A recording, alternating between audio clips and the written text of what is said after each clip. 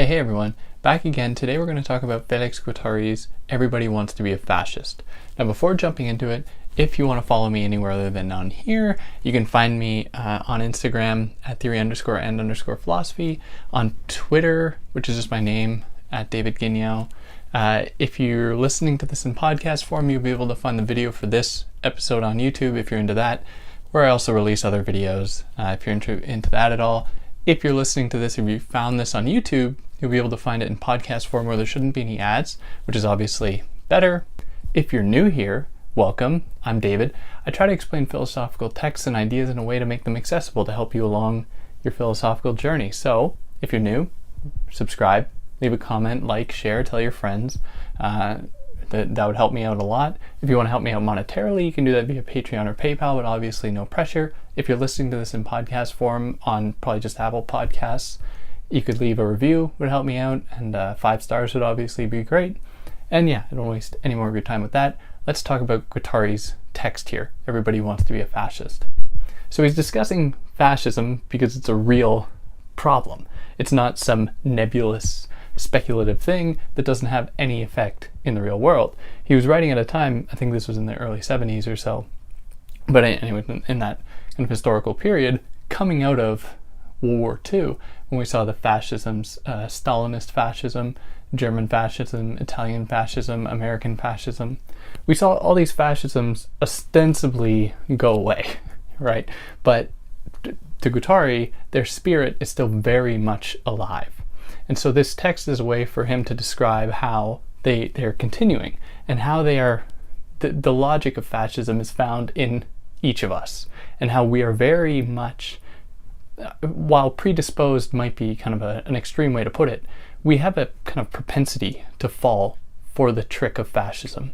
And so we have to be very careful. We have to be very much prepared to not do that. So in order for an analysis of fascism to proceed, it must acknowledge its reality, as I've kind of already said. So what that means is engaging with it both in a kind of abstract way, that is a macroscopic way, looking at it broadly, and looking at it more specifically in its microscopic kind of manifestations, or looking at it microscopically.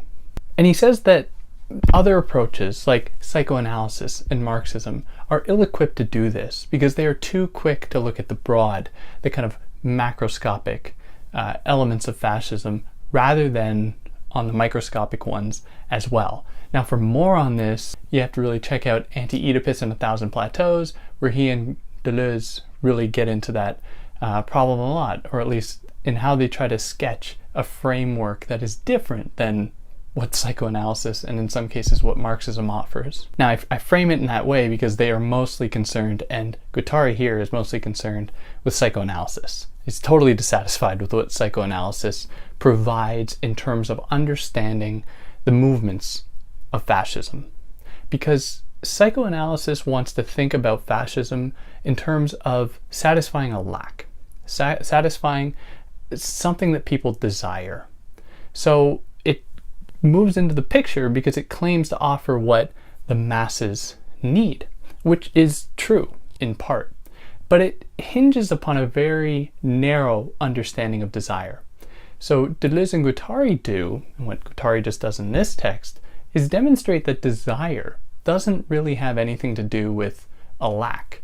Rather, desire is the demonstration of the formation of connections. Now these connections happen on every single level. If I, for example, drink a cup of water, what is happening is there is a connection being formed between what they would call the mouth machine to the cup machine, which allows the flowing of the water machine into my mouth and then helps me keep going as a human. Now the only way that that is possible is because as well, you have your finger machines holding the cup and your eye machines coordinating you and so on. Now in that given moment, you are enacting, and each one of those components, each one of those machines is enacting a kind of desiring. They are desiring that action. But in doing so, they are foreclosing their doing another action. So for example, if I am occupied with the cup machine in my hand, that means I can't be I don't know, working with the baseball bat machine, if that's just one possible thing. So in doing that, I experience some degree of lack, but it's a lack that happens not in a broad way where you lack a kind of abstract desire, or in the case of psychoanalysis, women experience a lack in that they do not have a penis, these very broad things. So Deleuze and Guattari want to think about it in terms of rather very microscopic notions of lacking. Now, it's in this way that Guattari, paints fascism to be as effective as it is, because it doesn't tap into a broad form of an idea of lack like psychoanalysis would have it.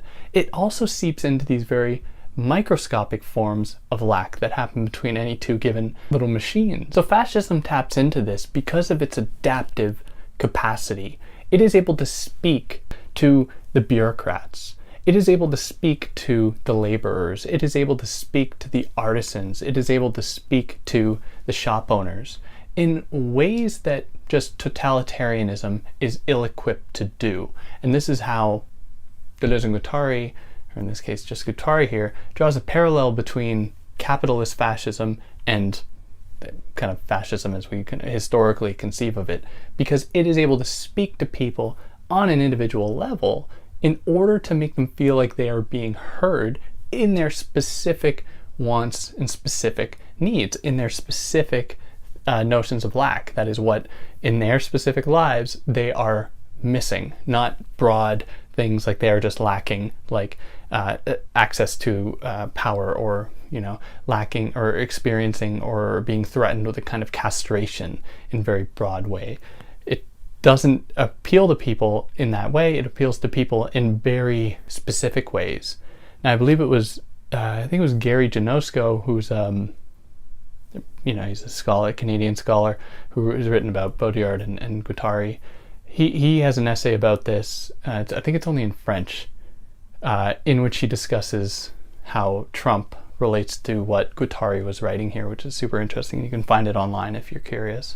So he likens this approach, this kind of anti-fascist approach, to what he first saw at the beginning of the May 68 student revolts and supposed, maybe not supposed, but kind of failed revolution in France, which, fun fact, at that time, he and Baudrillard were writing together for some French journal. It may have been Le Monde, or it could have been something smaller than that. Anyways, they were friends and they were writing together, especially on this at that period. So he locates a kind of possible, revolutionary impetus in that movement, in that moment in May 68, in which there was not just an attempt to galvanize a single kind of group identity in response to fascism or fascist tendencies, but it was about also recognizing that fascism seeps into people's lives in very specific ways, and that to overcome that doesn't mean, transposing it with another broad meta-narrative type identity structure that would just, invariably regress into a kind of totalitarianism. It was instead about recognizing people's different positions in society, and some of the ways that he frames that is in terms of like class, gender, race, and how these different people are affected differently by fascist systems. So it's not about just replicating the logic of fascism by appealing to these differences. It is instead recognizing that people experience the world differently, and that's totally fine, and that there is therefore the risk that just because a system is able to speak your specific language or appeal to you in a specific way doesn't mean that it doesn't have this nefarious agenda. Now, what coheres them in terms of like possible political action is their mutual recognition of a desire that is separate, that is their own, yet it is still a recognition of a kind of disposition toward desire, toward experiencing these modes of kind of connections that I sketched earlier in every single one of our lives at every single point, that is not reducible to these broad movements and these broad kind of political efforts. So the Marxist idea about the working class in pretty broad terms is kind of not very satisfactory for Guattari. It's just way too reductive. It doesn't take people in their own terms. So it is only when we can recognize these implicit differences, these specificities, that we can begin to be wary or vigilant of the way that fascism is going to appropriate those specificities for its own use. And he kind of muses that perhaps this is why the United States was so late to jump into the war effort in World War II, was because they, or the kind of capitalism that they represented, very much recognized itself in the way that Hitler was mobilizing his fascism. He was speaking to the people in terms of their specific wants and desires, very much like the capitalist enterprise tends to do. He made kind of demonstrative appeals to the military without directly, or he didn't appoint, or he wasn't a kind of military person, but he was still firmly attached to the military. Now, the reason that that is attached to capitalism is that capitalism always tries to convince us that we are not, secretly under the control of the military. Like the market just regulates itself. Like these global oil futures they just kind of work themselves out via the free market, as though there isn't a huge military apparatus that that forms the kind of bedrock of capitalist global exploitation. But it's kind of kept made hidden in the whole kind of soup of it all. Now, while Germany very much wanted to display its military might, at the same time, Hitler's role was not as a kind of military person per se, but he had those connections, and he did have that history, even though he wanted to speak to the people not in terms of military might per se, but in terms of their individual needs and wants. So why then did the US finally step in?